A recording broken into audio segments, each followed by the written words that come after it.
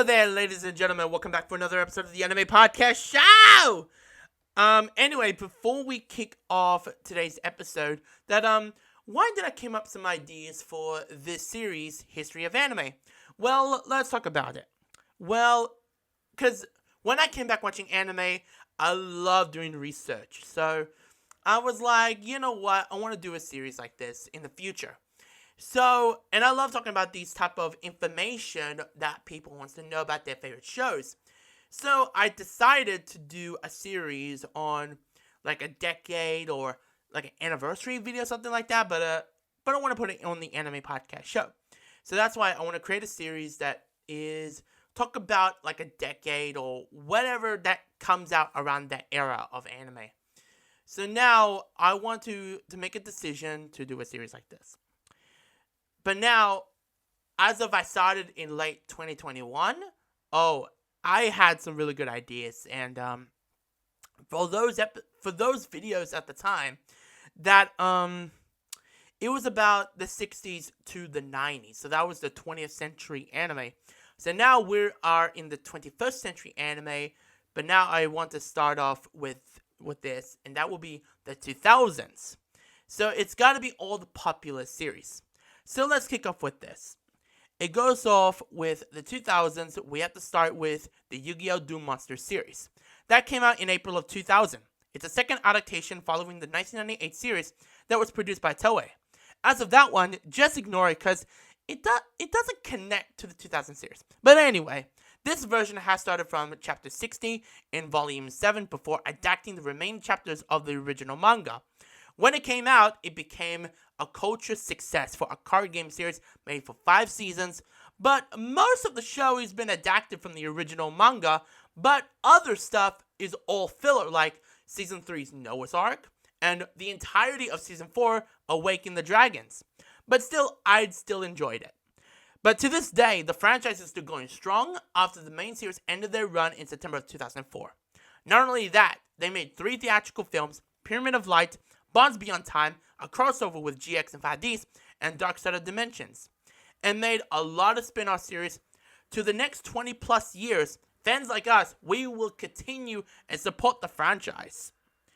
But as we're dealing with going to another world, means going back to the past to Sengoku period, and met a half-dog demon, a modern schoolgirl with a bow and arrow of a priestess, into their journey making new friends with a lecherous monk, a demon slayer, a fox demon to find a sacred Shikon jewel before it gets on to the wrong hands by an evil spider half-demon.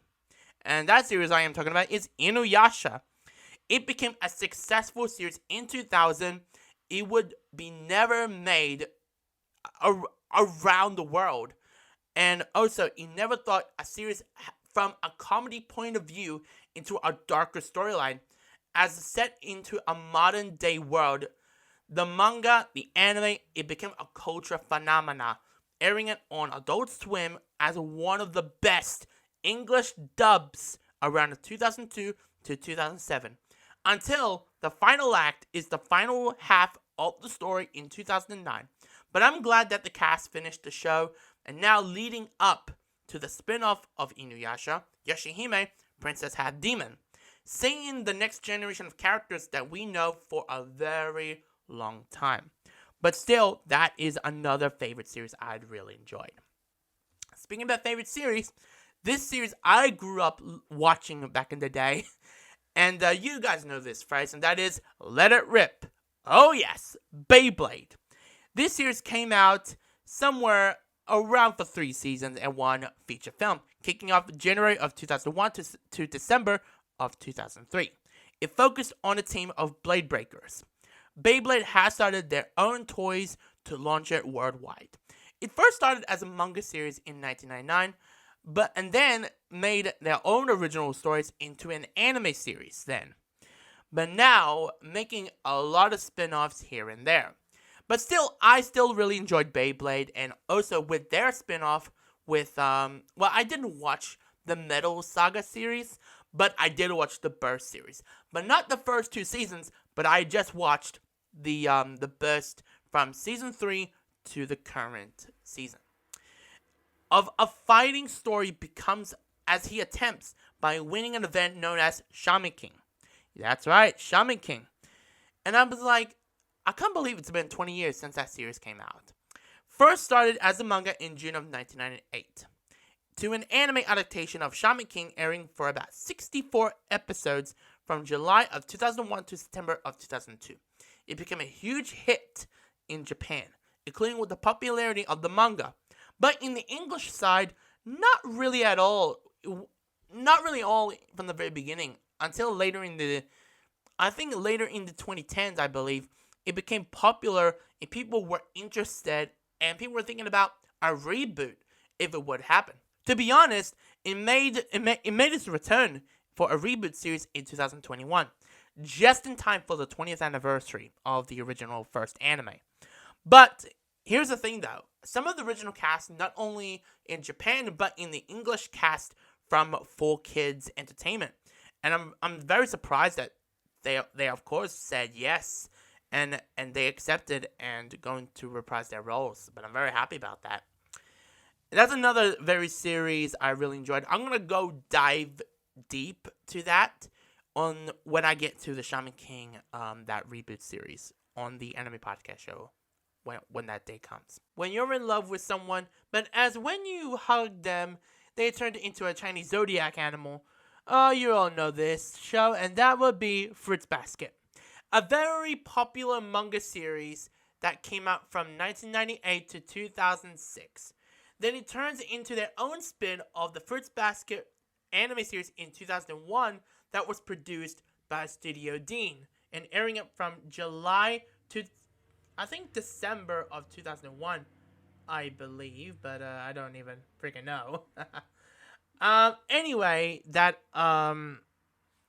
but some parts of the plot of the story, they told it differently, like what the manga said. But at least it was a pretty decent show, until making it into a reboot that came out 18 years later for the 2019 reboot series.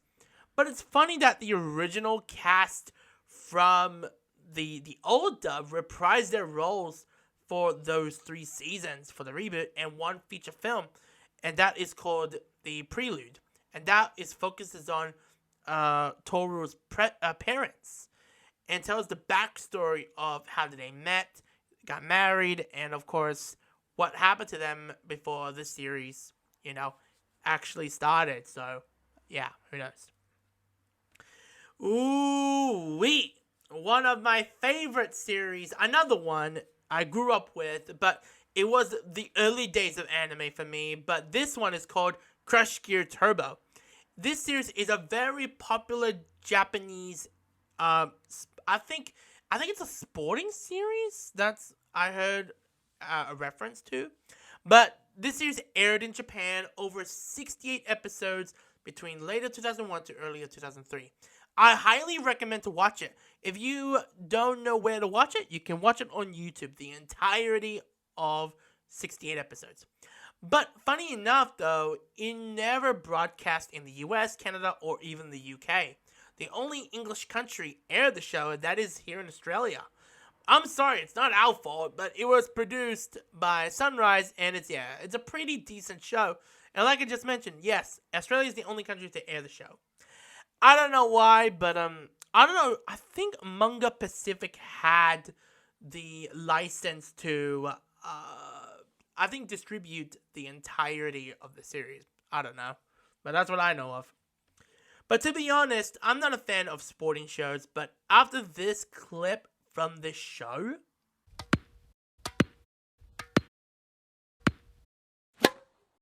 I'm talking about Prince of Tennis.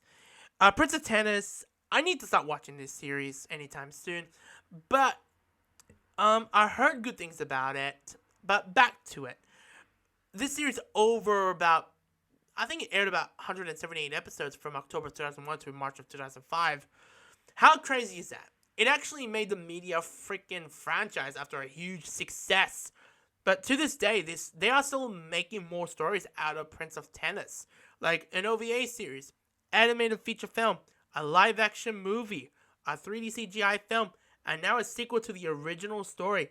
and it's actually sets months after the events of the original manga. And now that story is still going on right now. And it still focuses on the main characters of the show, getting to see them in the new tennis tournaments. And I'm really happy that this series is still going on. And of course, it's been on for about freaking 20 plus years or so.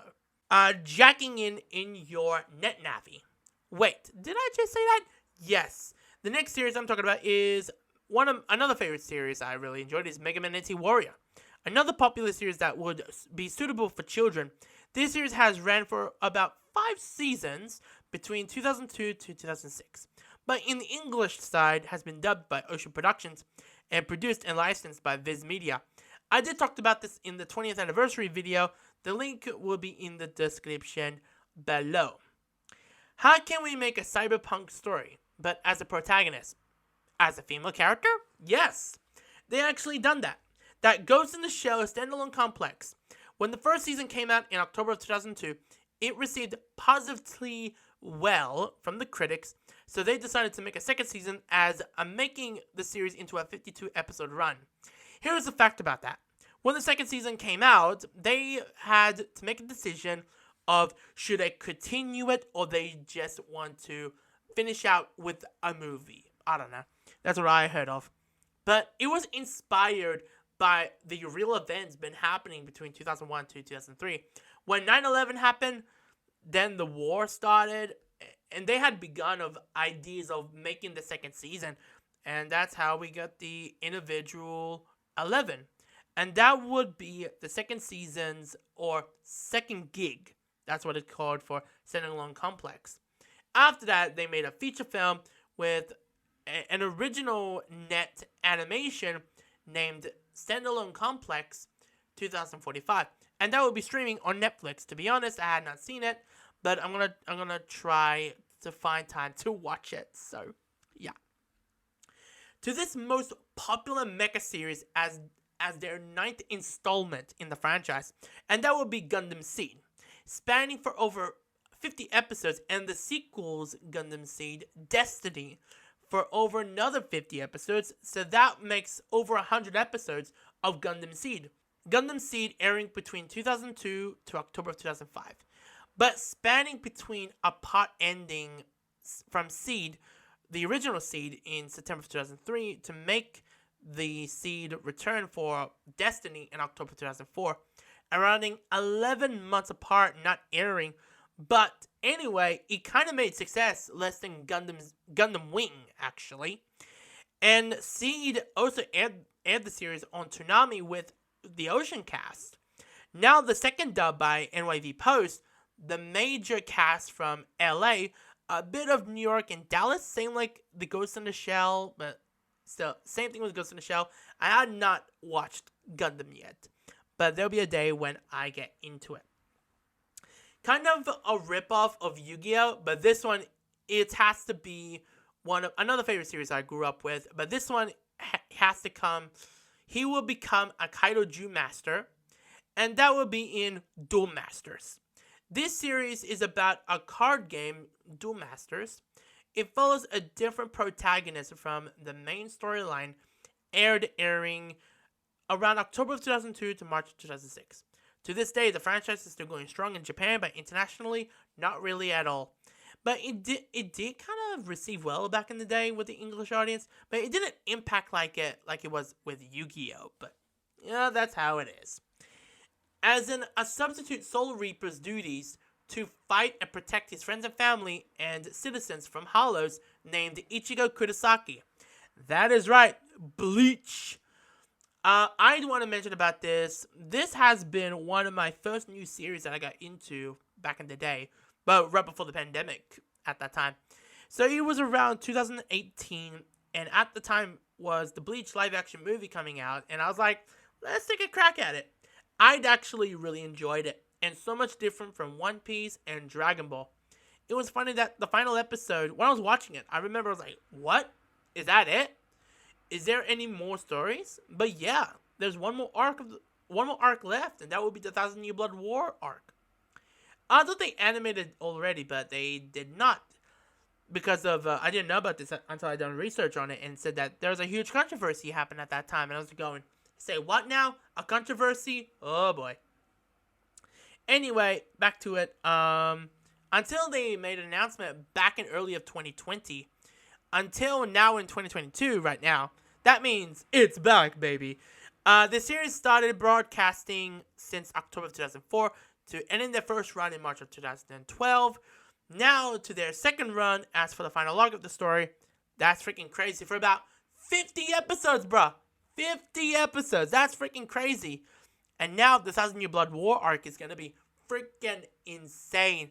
And I heard about this from Viz Media, saying that Tite Kubo is gonna be a part of this, and going, that is interesting and very exciting, and that the fans are gonna be pretty excited because there's some new scenes that we've never seen before from the manga. I'm going, oh, so this is gonna be an anime exclusive fights or scenes that they didn't put it in the manga. Going, oh, this is gonna be very interesting.